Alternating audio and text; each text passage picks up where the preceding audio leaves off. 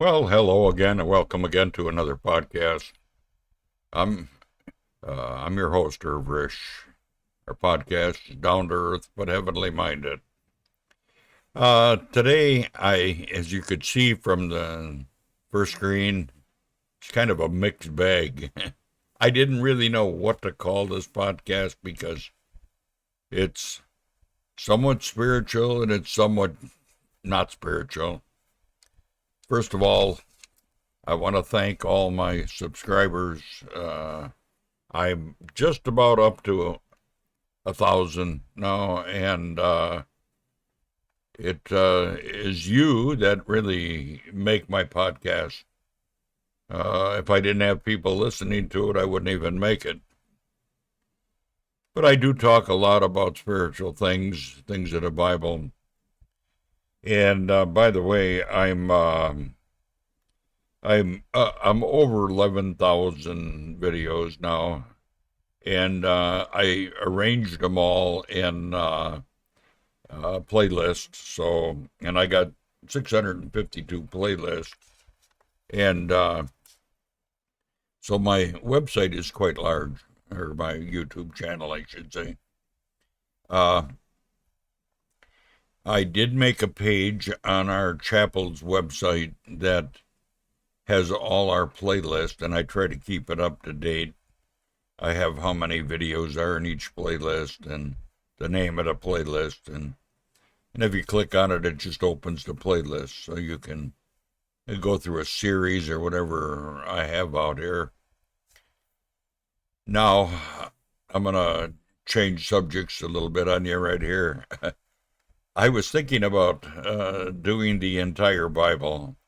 Now, I know there's Bibles out there that you can, audio Bibles that you can listen to and read as you follow along. And I've used them for years.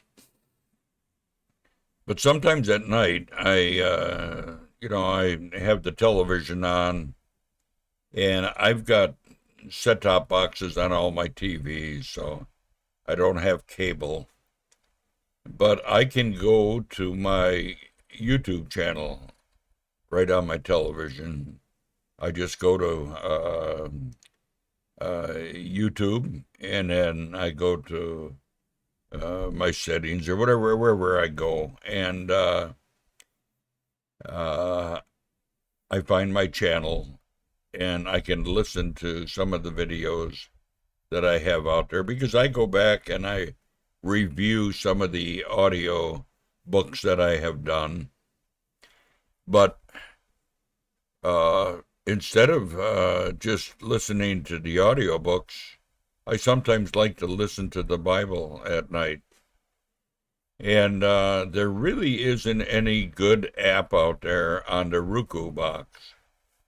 So what I thought I would do is record the Bible in audio and visual, of course, so I could watch the television as the TV is reading it to me. I can scroll it will scroll the text automatic. So I don't know what you think about that. If you would make use of it, I'll do it. Otherwise, I'm only doing it for myself, and uh, that would be a lot of waste of time. I could go back to doing a good audio radio or good ratings from different authors. So I want you to make a comment in this video, and I know I got enough subscribers, so I should get a few comments. Should I do the entire Bible? I've done Matthew Henry's commentary, and I've done some pretty extensive other works. I've done Macintosh's books on the Pentateuch. I did that. That was quite long. And I've got other stuff out there that has a lot of videos, hundreds of videos. And I think Matthew Henry's commentary was thousands of videos. It took me a long time to do that. And if I do the Bible, I would divide it in chapters, books, chapters.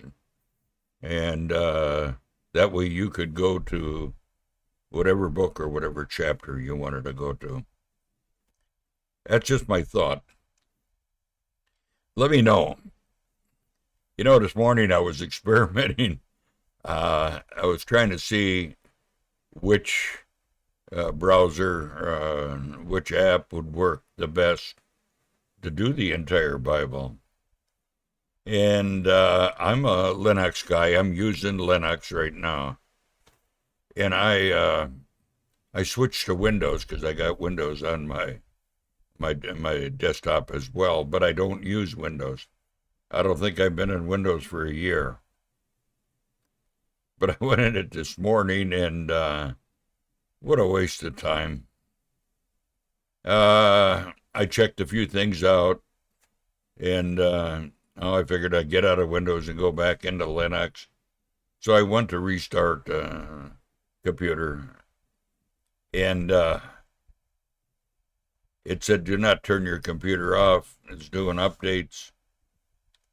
I sat staring at a screen for 15 minutes or better, and then finally it rebooted. And I know that Windows does not finish its update. When you turn it back on again, it completes it.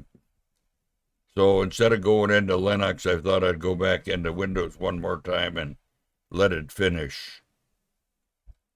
And again, it said, do not turn the computer off. It was doing updates yet. And I waited, and I waited, and I waited. Finally, it came up.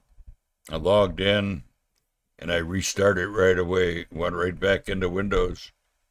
In a matter of a minute, I was up running in Linux. I never have to go through that with Linux.